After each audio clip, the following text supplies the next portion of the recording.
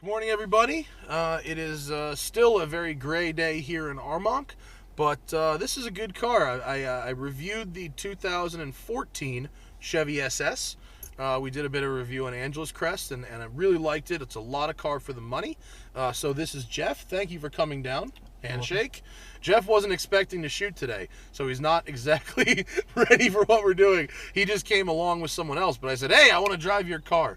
So this is a 2015 Chevy SS, and why that is significant is because it has a manual gearbox, 6-speed manual, as well as magnetic ride shocks, which I've been wanting to try, and now I have a chance. So let's go for a ride here. Here's our mode selector. There are various modes: Tour, Sport, and Performance. Performance, right? I think you want track. Is there, what's track? Double tap the Double traction tap. button. Nope, this one. Oh, okay. There you go. Track. Should be it. All right, here we go. So LS3 up front. We can thank Australia for this car. What is your favorite thing about the SS? It's a rear-wheel drive manual sedan. Yeah, with an LS3. there you go. I mean, that damn story. you right ask there. someone what there is to like about this car, and that really is the story. Big car, lots of room. You're a big guy. I'm a big guy. There's a big back seat. You can get it and stick, and now you have some of the best shocks that money can buy at any price in this car. I love the heads-up display, nice and bright, showing, and there's different pages, right? Yeah, you can get different modes on your heads-up display. This infotainment system is the same one I had in my Volt, and do you like it? It's pretty good. I like it. I like it a lot. It's certainly better than Q, which you get in Cadillac. The clutch is very light. Anyone who's ever driven a Camaro, a 5th-gen Camaro, will be immediately familiar with the interfaces in this car.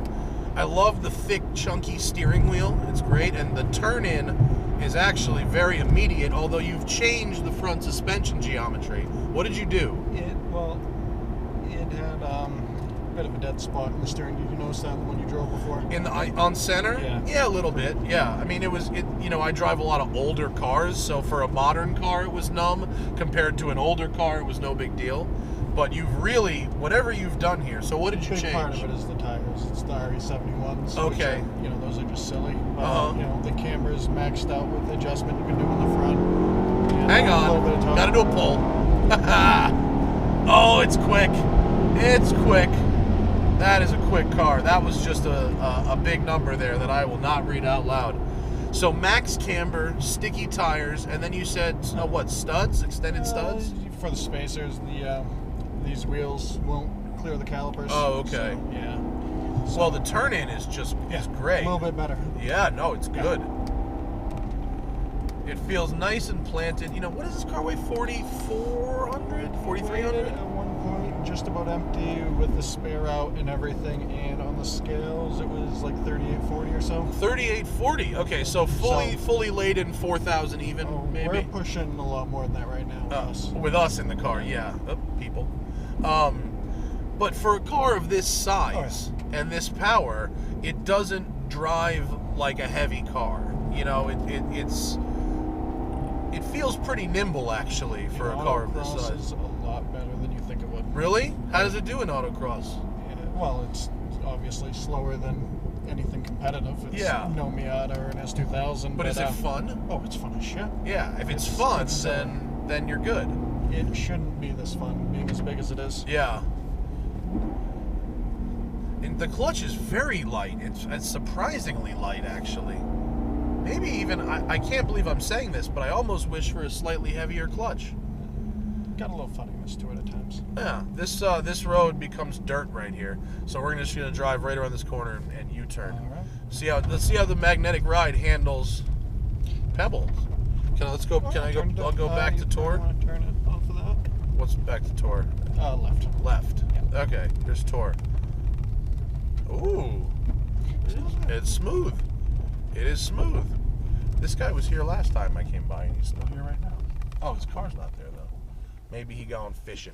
Yep, right. Sorry. Yeah. It saddens me a bit that this car is not going to make it past 2017 because it's unique.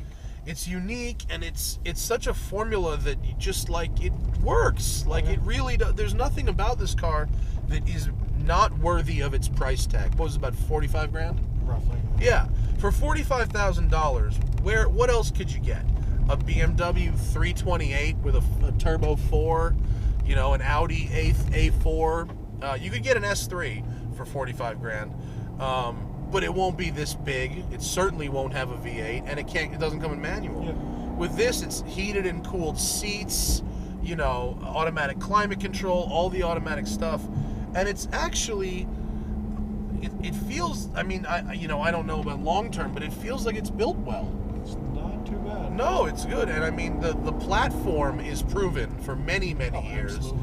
You know, the concept of an LS engine and a manual gearbox is so worked out by now that you genuinely have nothing to worry about. It's a really nice car, especially for the money. Supposedly it even parks itself. Does it? Yeah, it's got like perpendicular. It's got the auto. Oh, that thing. I've never tried it. Why would you? Oh, this guy is. Can I go? You think he'll let me pass? Is this gonna? Yeah, I saw a little bit of a car coming up there, but Really? You may. I'm just there you gonna. go. Yeah, I'm just gonna do it. That was a bit of a dick move. I apologize to the audience, but where there is no center stripe, there is no law against passing. It sounds good, but with an aftermarket exhaust, they sound even better. Oh yeah. But for a stock sedan. For a stock sedan, it's good though. But you got to admit, they do mute absolutely. it down because you can always go louder. Making it quieter again is the hard part. Oh, but full throttle is magic. Oh, that's nice. Wow, that's a big number. Man, this car is quick. It is quick. It's actually a very pleasure to drive. It's really nice. And you know what I love about these things? There's a lot of storage. There's good places to put your stuff. There's good USB integration. Everyone likes to rag on GM, but they really did do it right in this car, and it's just a shame that more people aren't buying them. Although, are you personally, selfishly happy that more people aren't buying them and you have something unique? Well, yeah. Obviously, have you seen the resale in GXPs? Yes. GXPs. That is the older version of this car. Same engine, same gearbox. Same gearbox? Close enough. Closest makes no difference. Gearbox, and they're still in the 30s, right? So I mean, that's obviously was in the back of my head. Yeah. Fingers crossed. See, I was wondering when this car came out if it would sink the resale value of GXPs. I think they went down a little. They might have taken, because I mean, that was your only option, was a GXP. And what's the newest GXP? 08? 7? 8? So 8 or 9. Yeah, and so, you know, if that was your only choice, obviously the resale values would be high. But with this, you could go lease one or finance one. So I figured it would take a chunk out of that GXP market. Though maybe it hasn't been as big as I thought. I don't know. Someone out there will be an expert on these cars. There are many. So if you've been studying GXPs, you know, let us know if the SS manual has taken a chunk out of that market. This is a much nicer car than a GXP. Absolutely. I mean, just the dash layout and the automatic everything. And GXPs were good. When I drove that car when it was new, I was like, whoa, what is this? It's kind of like an M5. This actually, that's a good comparison. If you like the E39 M5, this is a better E39 M5, actually. Pretend it doesn't have a Chevy badge. Yeah, it is. I swear to God, people are going to get very mad. I've driven an M5 recently. When that car was new, it was amazing. Those cars are maintenance nightmares 10 years down the road. And this car drives better than that car does, I swear.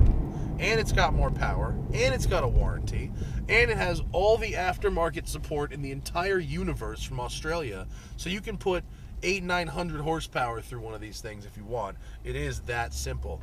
I'm glad this car exists. It's a little big for my personal taste, but they're great. Thanks, Jeff. I'm glad you brought this down. This is awesome. I will see you guys next time.